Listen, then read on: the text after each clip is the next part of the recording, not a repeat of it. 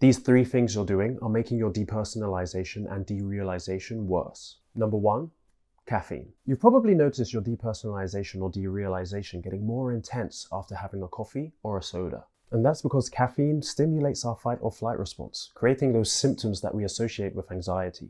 And that includes depersonalization and derealization. And keep in mind, we don't just get caffeine from drinks like coffee. It's also in some foods like chocolate.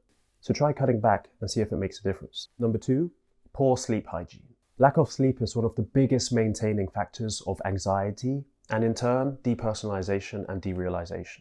But this can be fixed by implementing a good sleep hygiene routine. For example, not using screens 3 hours before bed, avoiding doing things like eating or working in your bed, especially if you work from home, and keeping it as a place where you only go to sleep, to help condition your bed as a place of rest only. And even things like taking a bath before bed to help yourself relax. There are so many things you can do, and it's really worth the time and effort to research and implement a great sleep hygiene routine. Before you know it, you'll be sleeping like a baby.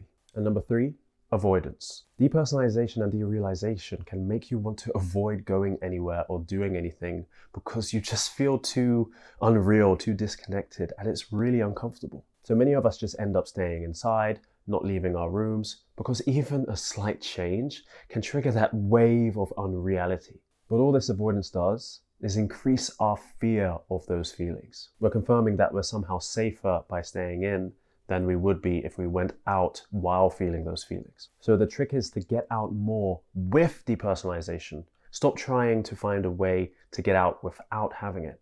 Let it be there, because the more you allow it to be there, and you don't treat it as something to fear, the less power it will have over you.